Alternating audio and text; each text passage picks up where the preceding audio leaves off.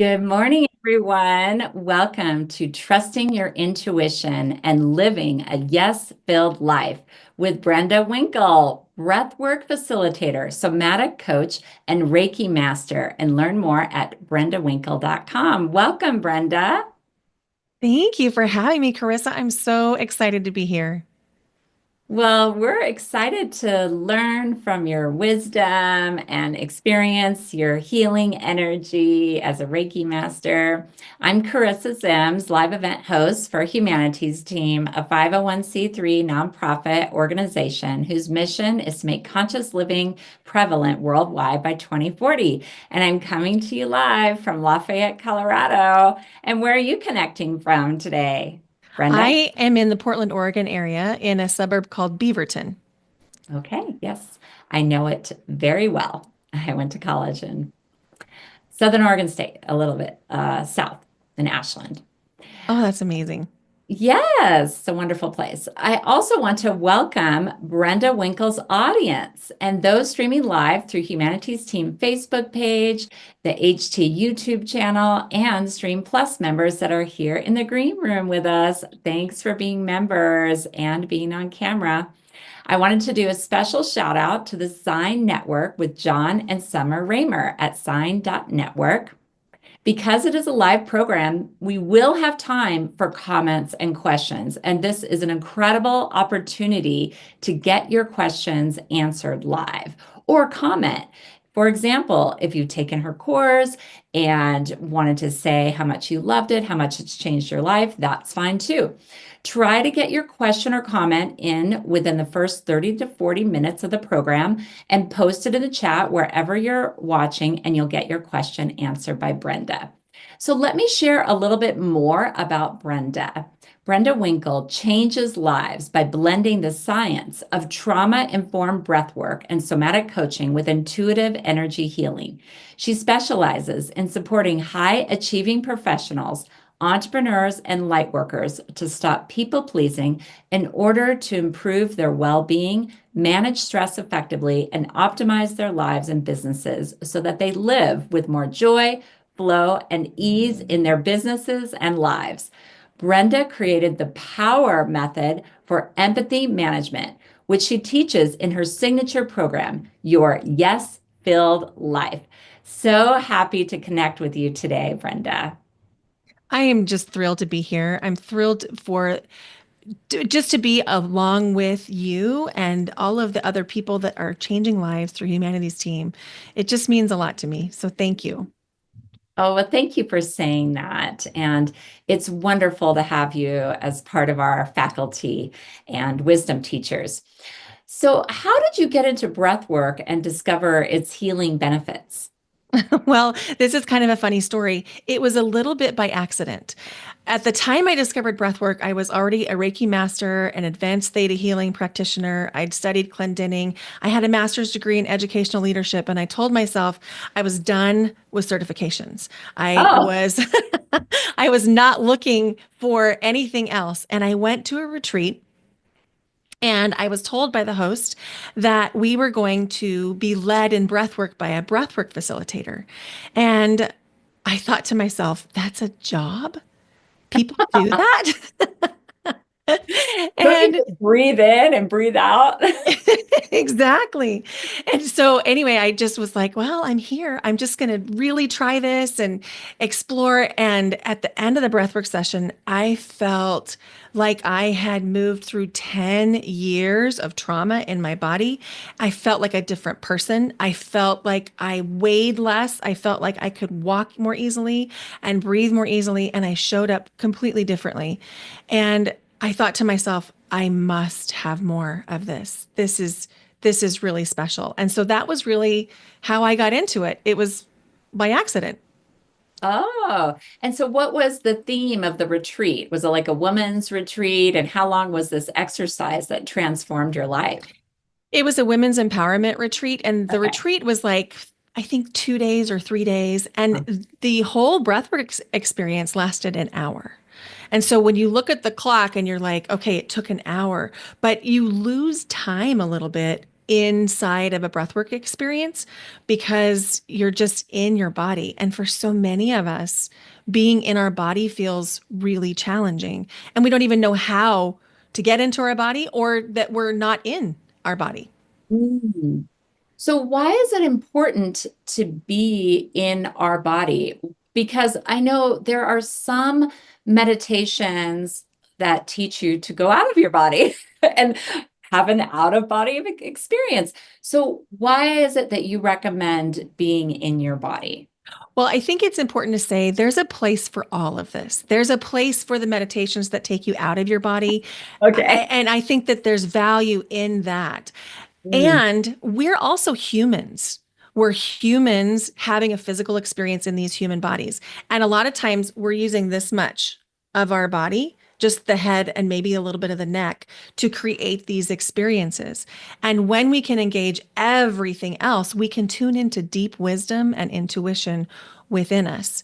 And one of the things that starts to happen when we get into our bodies is we're tracking intuition differently because we're opening up other intuitive centers besides our third eye. And the other interesting thing is our bodies are communicating with us. And if we learn to listen to the language of the body instead of speaking the language of the mind, we're going to get cues into what's right for me, what feels aligned, how am I showing up? Am I showing up authentically? Is this thing right for me? And if we don't have access to our bodies because we're not in them, we won't have that information. Mm. Is that the source of muscle testing? Could you talk about that? Because if we're in our bodies, maybe we can do muscle testing. I don't know. Do you ever do that or practice that? Yes, I love teaching muscle testing. And Okay. so the thing about the body is always connected to source. Mm. Whatever you choose to name that, the God of your own understanding. The body is connected to that, which is the other reason being in the body is so powerful. And that's why the word embodiment is popping up all over because when we're embodied, we're able to connect to that source. And so when we get into muscle testing, our mental field, our thinking brain can tell us a lot of stories. It can get stuck in the scarcity, in the fear. And then when we tap into the body, we'll actually get true answers. And so, yes, that's why muscle testing is so effective. I like to teach the whole body muscle testing method. You can do other things, like you can do the finger ring and things like that, and they are also effective. But if you're really determined or really stubborn, you can get a false positive or a false negative on the finger muscle testing. Yeah, that makes sense because there's layers of us that maybe want it to be true or don't want it to be true. So that makes sense. I find that fascinating. I love muscle testing too, and I do the same. I find whole body muscle testing is more effective. Well, I wanted to learn about somatic coaching. What is that, and how do you do this with your clients? Somatic coaching is coaching by learning to speak the language of the body. And so, what this means is we can get into the body, communicating with the body, and find stuck emotions, stuck trauma, past stories, limiting beliefs, and they all exist in the body. You know, there's a lot of research that has emerged over the past 10 years. Like, for example, The Body Keeps the Score. That's a great book that talks about how the body remembers things. Yeah, that's And Dr. Bradley Nelson. yes, yes. And so when we think about somatic coaching, what we're doing is we're learning to speak the language of the body, which is a Mm. different language than the mind. So the body is speaking in colors, textures, shapes, sensations, Hey. sounds, images. And so a lot of times, if you close your eyes, you'll Mhm. see something behind your eyes. Maybe it's a color, shape, texture, image. And it's easy to ignore that or say it's my imagination. In somatic coaching, we help you go deeper to understand what is the information that's there. And sometimes all you need to shift something that might be stuck is presence, Mm. meaning you just put your awareness on the thing that you're noticing. Mm. Yeah, that's beautiful. I was doing this with a friend recently, and her body was saying too much. In other words, she was doing too much in her Hmm. life. Hmm. So I thought that was a powerful message, you know. Yeah, they are often powerful and they're often very simple. They're so simple that we're like, oh, that can't be it. It's not that I just need a Yeah, nap. 2 words, too much. Yeah, good point. Well, I want to hear how you integrate your Reiki and intuitive energy healing with your clients. So Reiki was my very first toe dip into energy healing. And because of that, it is my foundation. And so it's Mm. something that I use in everything that I do. So as you get more training in Reiki, you can put Reiki in spaces. You can send Reiki to situations. And so I incorporate Reiki in all of my breathwork sessions, in all of my somatic coaching sessions. It is literally foundational to everything that I do because it's universal life force love energy. It's so nourishing. And I do operate on a permission based practice, meaning I always ask permission. And so I won't do anything without a client's permission. So if they're not comfortable for whatever reason, then I won't use it. But in 99% of the case, there's Reiki involved in some way in every session. That sounds so beautiful and comprehensive. You know, it's very thorough. I mean, having this energy healing and the breath work, it's like empowering them, but also facilitating an actual healing during the session, correct? That's right. Mm, That's right. yeah. Wonderful. Well, I would love, we're so lucky to have Brenda as a provider for Stream Plus, and I want to feature some of your courses. So we have a coursework called Breathwork to Strengthen and Trust Intuition. So I know a lot of our members on Humanities team, the Stream Plus, want to strengthen their intuition, want to be more telepathic and psychic. So can we play that first clip? Oh, that'd be great.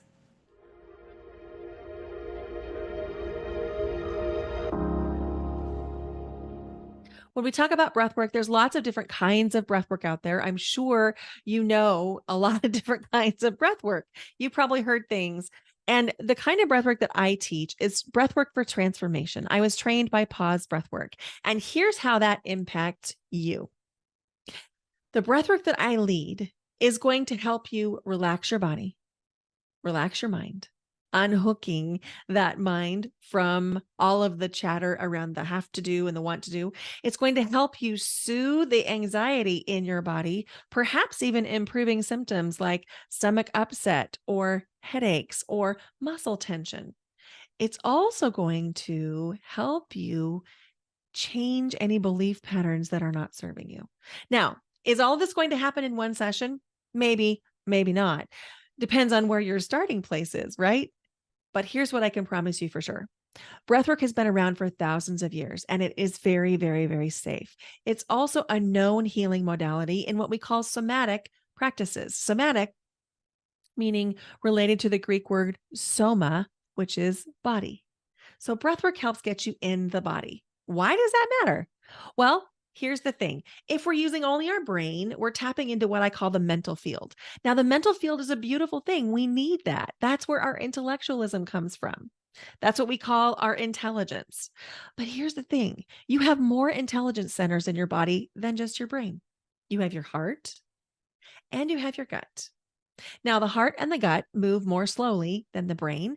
And so we need to actually slow our systems down to be able to access the wisdom within our heart and our gut. So, breathwork is going to help you do that. The other thing is, I talked about the mental field. We've also got our emotional body, which is where we feel and sense our emotions. And then we also have our intuitive body. And so, over the course of these 4 videos, I'm going to help you really access the emotional and intuitive bodies.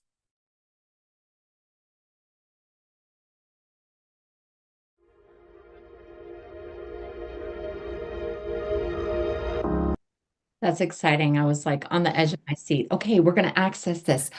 Oh, I guess you'll have to watch the course. But I'm wondering if you'd be willing to do an exercise with our audience. Would you be up for that? Oh Like a my breathing gosh. technique? Yes, Okay. absolutely. So Okay. the thing that I'm going to ultimately lead you into is a two-part breath in through the nose and out through the mouth. And before I tell you anything else, I want to remind you that you are your highest authority. And you know what's best for you. You know what's right for you. You know what feels good in your body. So if I suggest something that doesn't feel good to you, you have full permission to modify it. And if I choose a pace that doesn't feel like it aligns for you, you have full permission to choose a different pace. So before we begin, I would love to invite you to just be present in this moment.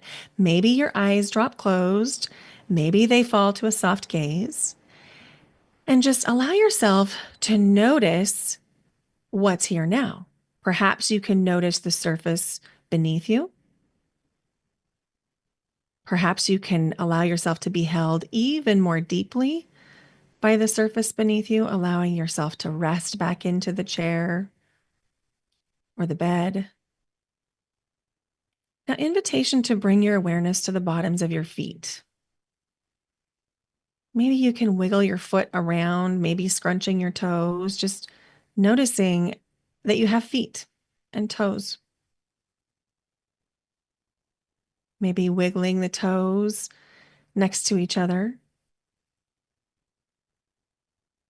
And notice how, when you do this, you start to have awarenesses of other body parts. Maybe you're noticing your shins or your knees.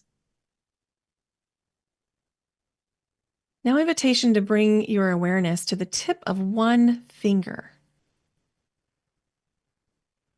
Notice the temperature. Perhaps it's touching something and you could notice the texture. Invitation to bring a thumb to the tip of that finger and to just make some gentle circles. Just noticing how when you put your awareness there, the sensation becomes so strong in such a small part. And now, invitation to bring your awareness to your heart space. If it would feel good for you to bring a hand to your heart, you could do that. Allow your natural breath to go in and out through the heart.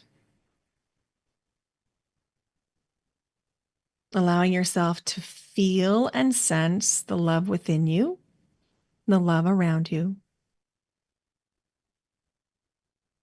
And perhaps you'd like to set an intention for our brief breath practice. Invitation to do that now. And the shared intention that I offer for you today is to find peace and love within so that you can share it with the world. And when you're ready, I'm going to invite you into a two-part breath, in through the nose, out through the mouth.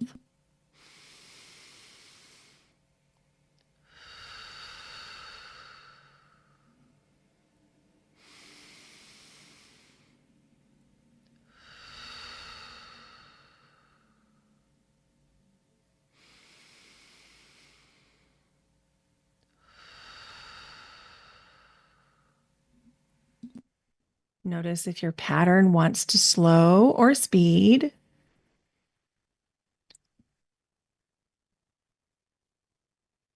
Bringing yourself back to the breath if you notice your mind beginning to wander. Just tuning in to the breath at the perfect pace and depth for you.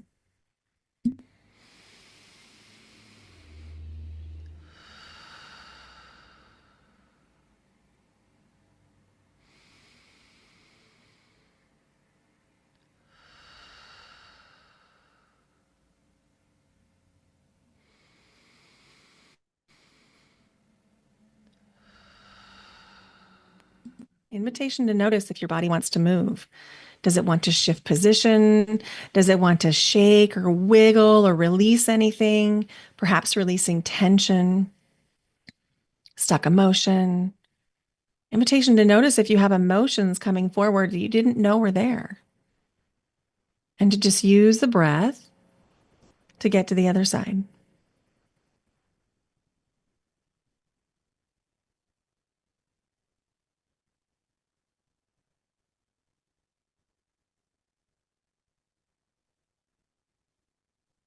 I'll invite you into your 3 deepest breaths of the day. Perhaps sighing on each exhale.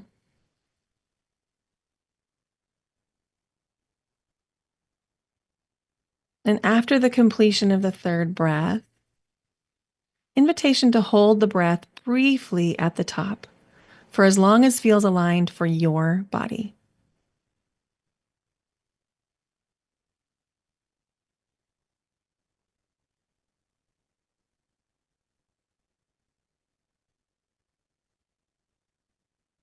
And then come back to the natural breath, allowing the body to breathe itself.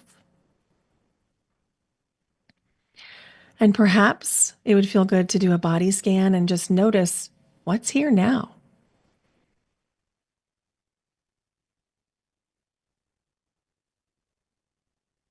Without judgment, just noticing what you notice.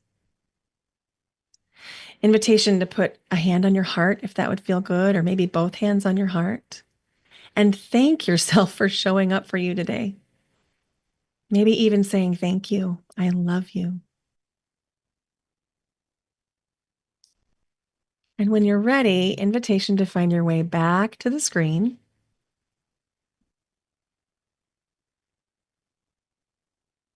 Perhaps taking a deep inhale, sighing out the exhale, maybe shaking or moving the body if you feel like you need to move any energy.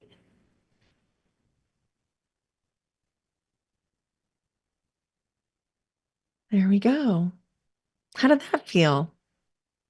Thank you for that exercise. I feel really grounded and present and at peace. I would Mm, say at peace. And feel free, anyone else, put it in the chat how you're feeling, how that exercise was for you. We'd love to hear from you. And if you're still coming back, that's fine too. You can still listen in this relaxed state. In fact, it might get even more into your subconscious if that's right.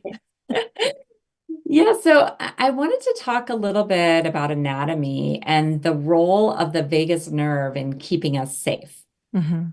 Yes. Yes. Do you want me just to do a little riff? Yeah, I mean, I was just, yes, Okay. could answer the question. If you don't want to, that's fine. I can No, this is another great. I question. love talking about the vagus nerve because when Okay. we can bring science into our conversation, it Yes. helps the structured mind, the logical mind, the mental field believe what we're talking about. And so when we think about the nervous system, we really have 2 nervous systems. We have the autonomic nervous system, which is everything that happens automatically. You don't have to think about it. Like your stomach digests your breakfast without you having to say, stomach, go digest my breakfast. And then we have the somatic nervous system, which is everything else. So those are your nerve endings. That's how you have feeling in your arms and your legs. And that's how you can move things. So when we take control over the autonomic nervous system with breath or with mindfulness or with hand positions and other things that can calm our bodies, what we're really doing is telling the body it is safe. And here's why that matters. If we're in a stress state, our body turns off the vagus nerve. And that's important because it puts all the resources into survival so that we can fight, flight, freeze, or fawn because our body perceives there to be some sort of a threat. The body doesn't really care if it is chronic stress, whether we're preparing for work, we're preparing for a presentation, or we're getting chased by a tiger. Stress is stress as far as the body's concerned. When we bring the vagus nerve back online, we're communicating to the body that it is safe. And in normal situations, when we're not under chronic stress, this will happen automatically. You don't have to do anything.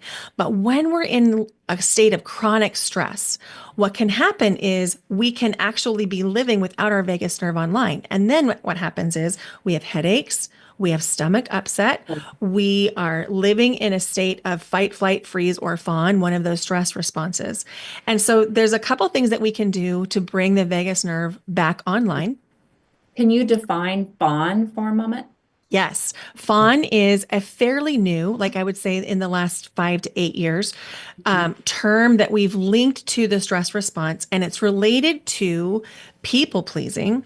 And so fawning is essentially people pleasing as though your life depends on it. And that's a definition according to me. So you'll probably find a definition that's a little bit different in dictionaries, but this is the way that I've been most able to understand fawning. So sometimes people pleasing is a behavior. Sometimes people pleasing is a survival mechanism. And Mm. so when we're in that fawning response, we're trying to take care of ourselves and keep ourselves safe by making sure that the people around us are getting exactly what they want. And so if you've ever, felt threatened, let's say at work, and you find yourself agreeing to do things that you don't want to do, and then you go home and you're like, why did I agree to that? That makes no sense. Well, Mhm. probably that was a fawning response. I see. Okay, Yeah. thank you for explaining that. Now you can. Yeah. Okay. Fawning like the deer, FAWN. I saw a Right. question pop up Yeah. in the Thank chat. you. Thank Yeah. you, That's a great question. Yeah. And I also have a couple comments from Rosa, more relaxed. And then also, Jill, breath work with Brenda is absolutely amazing. So I guess it's someone Mm. who's experienced your work before. Okay. Yes, I know Jill. Okay, I love wonderful. Jill. So Okay, so we can go back to what you were talking about before. Yeah. yeah, when we think about the vagus nerve, it is not like a linear nerve. It doesn't just go from here to there. It's like a tree branch of nerves that goes from the base of the skull to the bottom of your spine. And everything that it touches, it has an impact on, which is why when you bring that vagus nerve back online through breath work, through hand positions, through, a lot of different ways you can bring that back online. That's why you feel so instantly better. And so the vagus nerve is a really important part of the work that we do in breath work and in somatic coaching, because if we're in a state of chronic stress, it can be very difficult to dial that back because we're in a stress response. Our body says, "Hey, there's a threat. I can't relax because there's a threat." So sometimes we want to override that in safe ways, like breath work or a hand position. I'll show you one that really works well in a second to bring that back online. So do you want to do another little quick exercise? How long is it? Like a couple Uh, minutes? 30 seconds. 30 seconds? Oh, that's perfect. Okay, Yes. so there's a hand position that I was a teacher for 26 years, and I used to call this heart hug. And this Okay. is a really fast way we can bring the vagus nerve back online. And here's why. When we're in a stress response, we're using just the brain stem of the brain. We have lost access to the thinking brain. That's why sometimes we can make questionable decisions when we're under a lot of stress. Now, we know that if we cross the right and left meridian of our body, we're also crossing the right and left meridian in our brains. And in order to cross the right and left meridian of your brains, you have to actually be in the brain. So, one thing that we can do is create a hand position where our right and left hands are crossing. And I need to say, if you have children younger than 3, they cannot cross their body. It's physically difficult for them because developmentally they can't cross the right and left meridian until about 3. And so if you have small children at home, they'll do this, but you can do this. And I'm going to show it to you the way I used to teach it to kids because you'll remember it. You're going to do 2 thumbs up and then 2 thumbs down, and then open hands, cross your hands, and then hold your hands, and then twist them and bring them up right by your heart. and just stay there for a couple Oh, seconds and just take some breaths. And I don't know about you. I'd be curious, Charissa. I feel instant calm when I get into this position. It could be because I've trained myself to feel calm in this position. So I'm curious, how does it hit your body? well, I think I was already calm because of that breathwork exercise before, but I'll just tell you, I'm feeling a warmth, Mhm. and comfort. I love that. I Yeah. love that. So you can use this with any age, 3 and above. Below 3, you can do this. I used to have preschoolers that would do this, and it works for them too. So you can just do it like this, Yeah. but it's easier to think about 2 thumbs up, 2 thumbs down, open hands, cross hands, hold And hands, and then bring them up. and what is the benefit of this exercise? So the Calmness? benefit of this exercise is that in crossing the right and left hands and holding that position for longer than a second or two, you're crossing the right and left brain meridian. So it's taking the activity in your brain from the brainstem up into the parts of our brain where we have more access to thinking. And we also are turning on the vagus nerve in the process. I see. Oh, that's beautiful. What a simple exercise. And how long do you hold it for? You know, if you did it for 1 minute, you would have tremendous benefits. So you could do 1 to 2 minutes a day, depending on your stress level, and it will literally be life changing. That's great. That's a do have a question, and it's a little bit medical, so it's up to you if you feel comfortable answering this. Okay. So he says he fell down last week. I have a fracture on the chest. Seems some bubble air in the lung too, and they told them at the hospital to do coughs, even if it would not, if you don't have to cough, to do fake coughs, like deep breath blows. So he was wondering, what kind of breathing exercises would suit me in this moment? Keep breath in, how many seconds, how from the mouth, the nose. My blood pressure showed always a bit low too. Okay. So can I restate what I heard just to make sure that I'm tracking correctly? There was Yeah, a there was an hopefully in I'll answer. there was an injury with a broken bone in the chest, Hmm. and they're suggesting fake coughs to clear, Hmm. and also there's a low blood pressure. Did I Yeah, track all that that's correctly? a good summary. Hmm. Okay. So first of all, I want to say I am not a doctor. I'm not a physician. And This is so not medical advice. this is not medical advice, and you would need to speak with your practitioner to get medical advice. I will tell you that there is benefit to breathing through the mouth for certain things. Now, we don't want breathing through the mouth to be the normal thing because we know it dries out your vocal cords, it dries out your mouth, it can and all the things. But for this, you could do a quick short breath, and I would say no more than 3 in a row of just in and out through the mouth. So you would be like this, and then take a break. See how you feel. Hmm.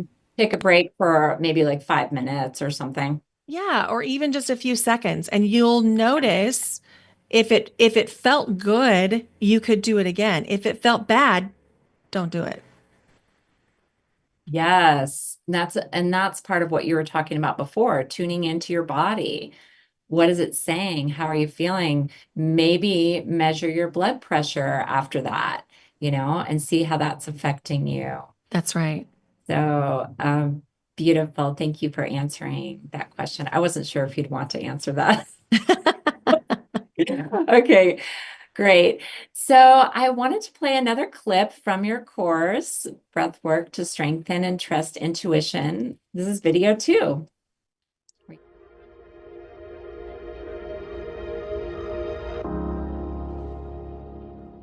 As we talk about intuition, there are 5 ways that intuition might come to you. You might have a felt sense, something you just feel in your body. You might have a knowing. You totally know something. You don't know how you know it, but you know it.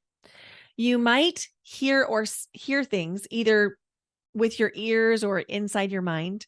You might see things, again, either with your eyes or inside your mind, and you might feel things like maybe you have access to information through touch.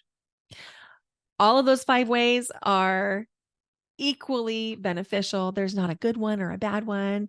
They're all great, but probably, at least at the beginning, you'll have access to one of those more than the others. So, invitation to get curious around how you access intuition. Which one of those ways speaks most to you? Now, here's the other thing about intuition that's really important. We talked about the mental field in video 1. That's our thinking brain. That's our intellect. It's really important and valuable, and we love our thinking brains. But here's what you need to know. The emotional body and the intuitive body move at different paces than our mental field. They move much more slowly. So we have to give ourselves time and spaciousness to receive the information from our intuitive body and our emotional body. And we'll talk more about that in video 3. But know that it's really, really essential for you to carve out little windows of time, even 1 minute here and there. Set a timer on your phone for 1 minute and just sit in silence. Or maybe on your commute, instead of listening to a podcast or music or a book on CD or tape, maybe you just sit and pick up what's happening around you. Invitation to journal. If that's supportive for you, information can drop in through journaling or even through voice memos on your phone. But I can tell you this for sure. We need to slow down our pace just a little bit in order to fully access our intuition. And breath work is so good at doing that. And we'll learn more about that breath work inside the next video. I'll see you there.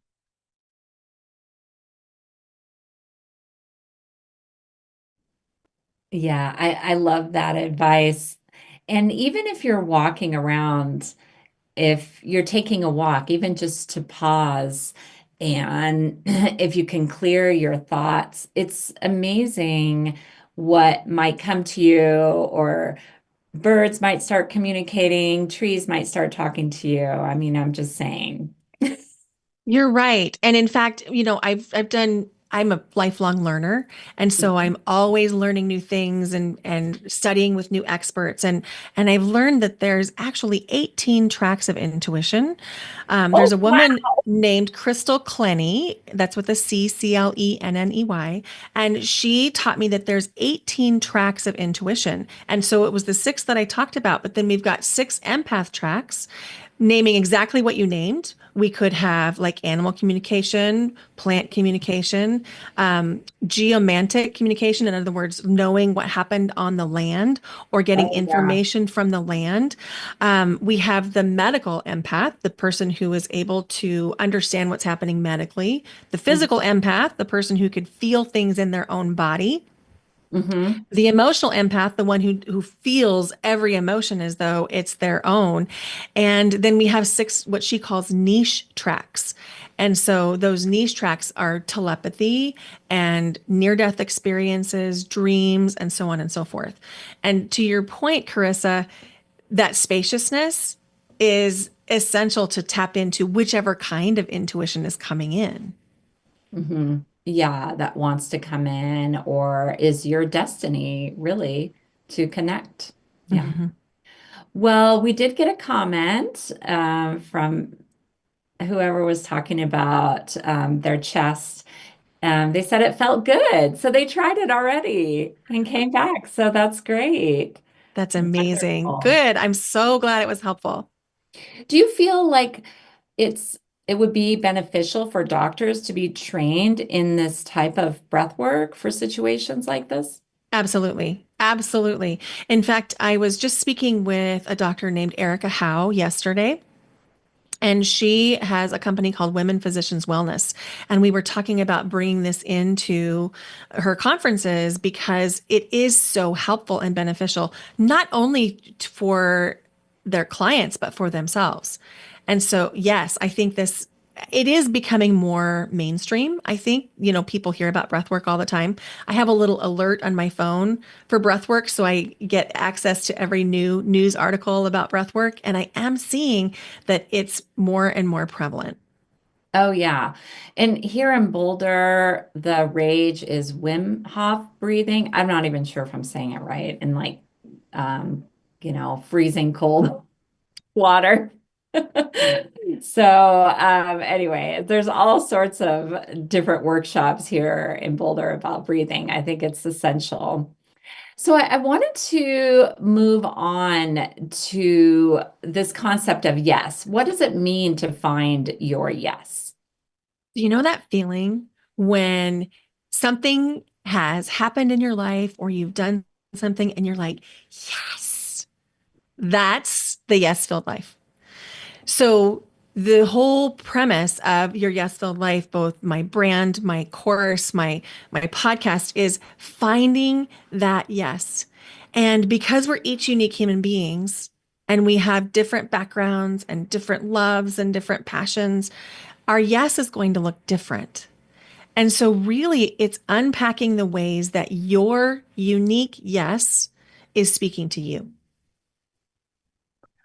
I see. I see. It's kind of like an excitement, an energy, or a recognition, but maybe we have to take time to think about that or go back to those times where we maybe felt that. What do you think? Yeah, I think it is nice to use those times as like anchor moments when we Okay. really felt that. And then for me personally, it was a lot of unlearning. I had Mm, to do a lot of unlearning around what society had taught me was acceptable, what society told me was normal, because what society told me was not my yes. And so, in some cases, finding your yes means that you are going against the grain of something conventional.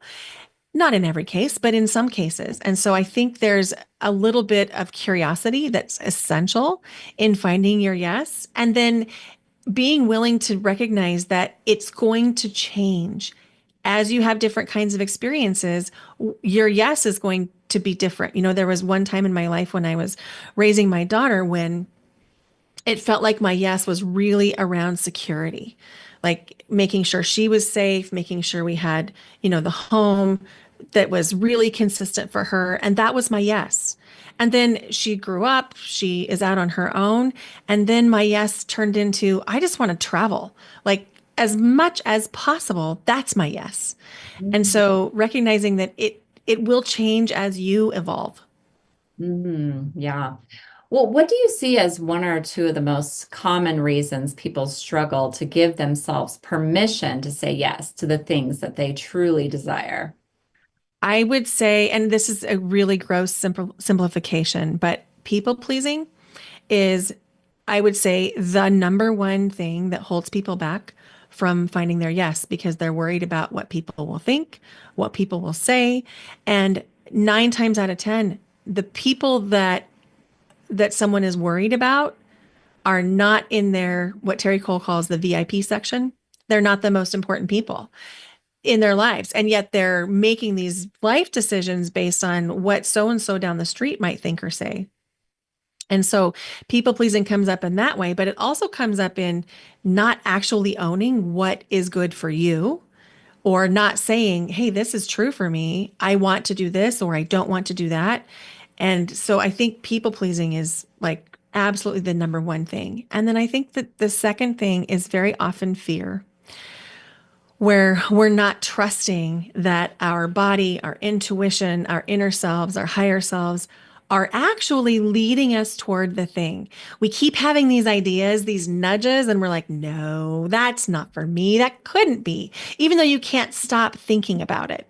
And so if we could learn to understand we're never going to be fearless, we're never going to be fear free, and that we can transmute that into almost energy to propel us through the things. It's not like I walk through my days without fear, but I know how to channel it so that I can use it as a form of energy. Mm, that's wonderful. Can you share a story from a client after they said yes to something in their life? Yes. So, Jill, I hope it's okay that I talk about you. Ah, Uh, it's good to hear. Jill and I have known each other for a very long time. We went to college together, and then we came back together a few years ago through Facebook and started working together, I think about a year and a half ago. And Jill came to me after she had a very successful career as a music educator, and her career had ended. She had retired, and she was looking for the next thing. And she had an idea of what she wanted it to be. She was pretty clear on it. And there was still just like a little bit of not quite knowing how to get there. And it wasn't that I had the answers of how to get there. It was really permissioning her to lean into her inner knowing. And since then, she has gone gangbusters. She owns a sound healing business called Purple Frog Vibrations. And she is hosting sound healing in, actually, she lives very close to you, Charissa, for the next little bit. And then she and her husband have created this life where they get to live in different places. And so she's taking her business into different places, different states. And now she's a published author of a best-selling book. And it's all because she permissioned herself to really follow those inner nudges. Wow, that's incredible. I love hearing that journey. And we have quite a few sound healers on our platform too. Maybe she could reach out to us. Yes, Jill, reach out. Yeah, that'd be great. Oh, well, thank you for sharing that. That's so inspiring. And it sounds like she's probably so happy and grateful that you guided her to her yes. Well, the feeling is mutual because one of the things about healing work is that as you do this healing work, usually people come to find you that are working through something that is very similar to what you either have worked through or are working through. And maybe you're just a few steps ahead. And so, one of the things that I continue to marvel at is that the people who show up in my client base are working through versions of things I either have faced or am facing. And it just never ceases to amaze me. That's so true. Isn't that a blessing that the universe gives us? A synchronicity. Well, I wanted to play a clip from your course on generating energy. Can we play that video?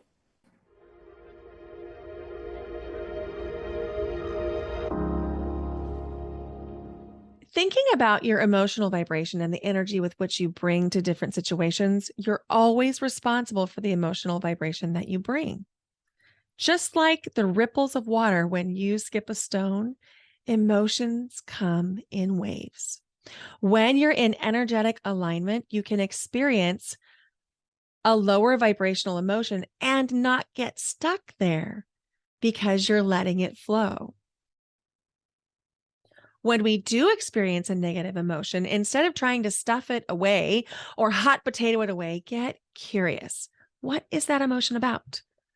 Where is there friction or resistance? And then make a conscious choice to either accept what's happening, to change what's happening, or to go through door number 3, and that is to shift how you feel about what's happening. You can do this with the same tools that you've been using for this process the whole time, using appreciation as an action. What you think and what you feel are often two different things. And when you change your thoughts, you change your life. Keep in mind that often feelings are rooted in thoughts. And when you control your thoughts, you can shift your feelings. Runaway negative thoughts are the things that make us go in circles. So you have the choice to stop these. I use the word delete, delete, delete, and then put another thought in consciously.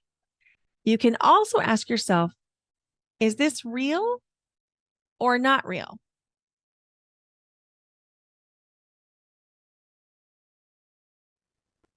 That's wonderful. I love that clip. And do you ever ask people to ask themselves, is this my energy or someone else's? Absolutely. Energetic hygiene is the term that I use for that, meaning, is my energy my own? Is it clean?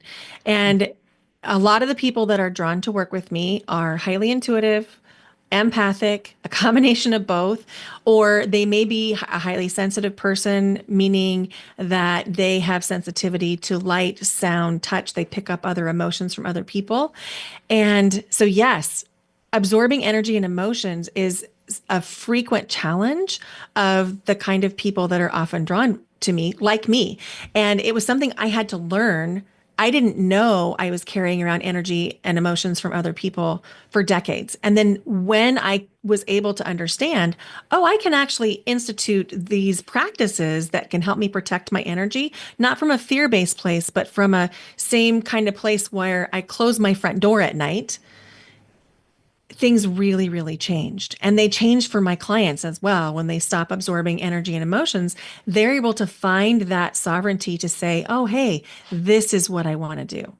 And it really is linked to creating those practices that allow us to essentially close the door at night, just so that we're not letting every piece of whatever it is drift by and come into our homes. Same thing with our energy. Yeah, that's beautiful. And maybe some of the people that you work with are really powerful empaths, intuitives, and just absorb that energy and don't even realize it. I think there's a large percentage of people who find themselves in professions that are caring about other humans, whether it's doctors or humanitarian types of lawyers, educators, nurses, any kind of service provider. I find that there's a common thread, and the common thread is they really care about people. And because they care about people, they have often used their empathy as a way to support other people.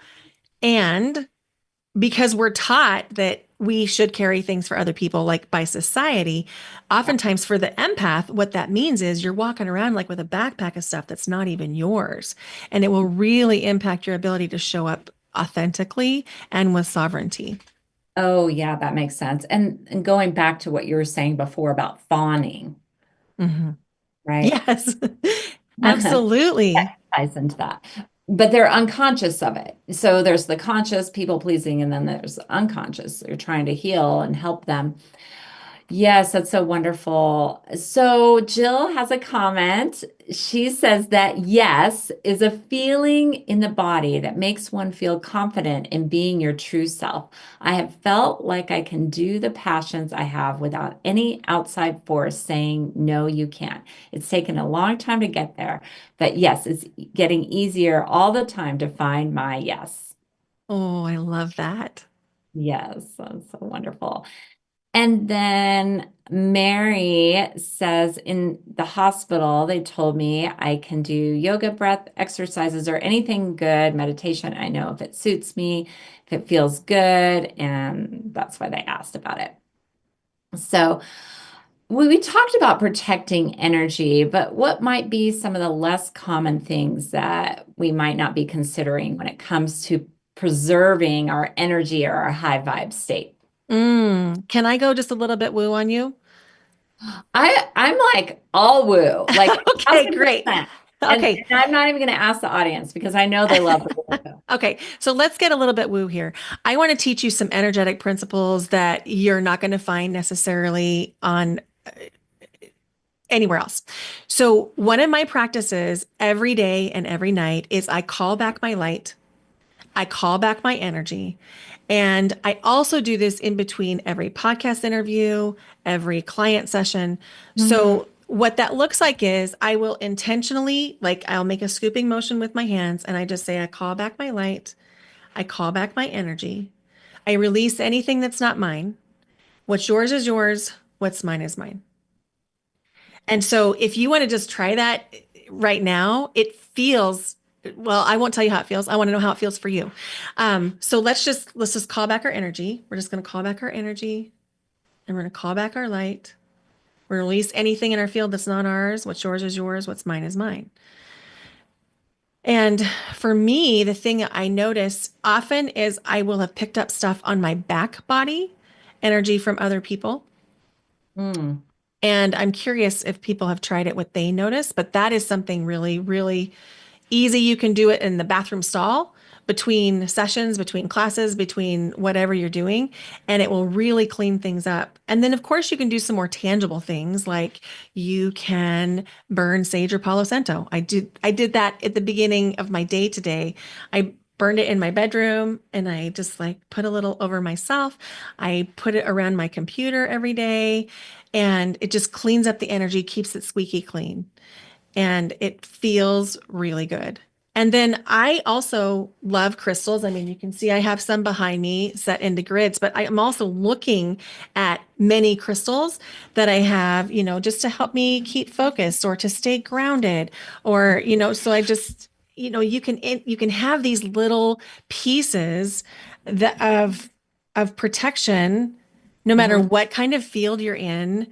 And of course, you can't burn sage in a hospital, right? But you could have the sage stick there if you wanted, or you could have essential oil if you wanted. And I think that those kind of practices are really, really good. Okay, and I'm seeing in the comments, speaking of woo woo, I like to drink a glass of light in my imagination. It activates every cell. I love that. One thing that I also think about is the difference between a grape and a raisin.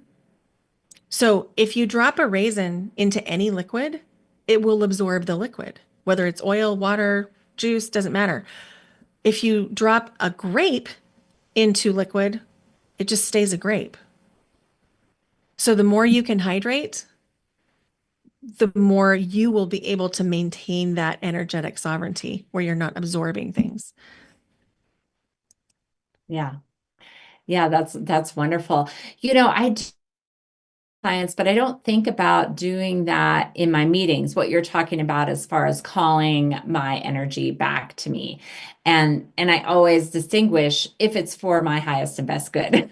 Because there could be things maybe in my energy that's not, I don't know.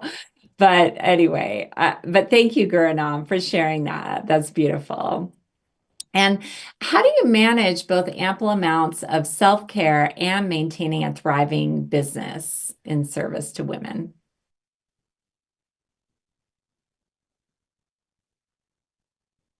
Oh, I guess we're having a little woo-woo experience. Oh, there you go.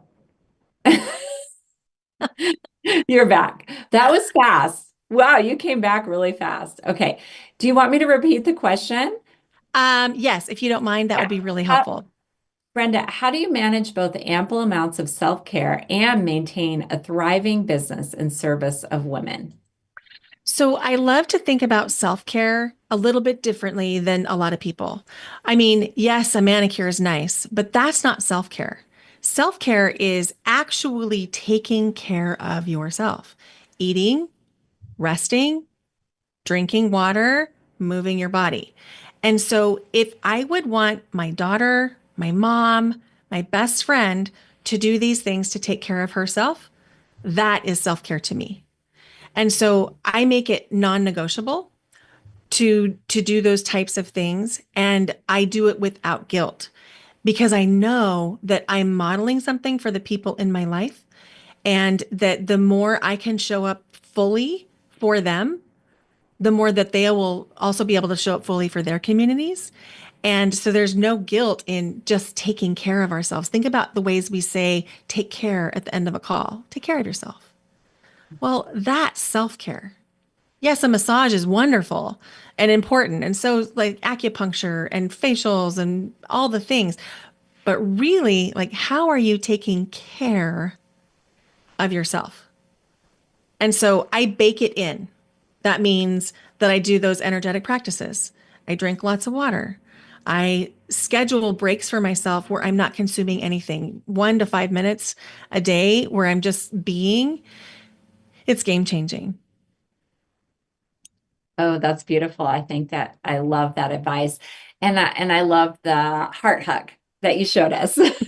you know, so people can go back and rewind and watch the heart hug.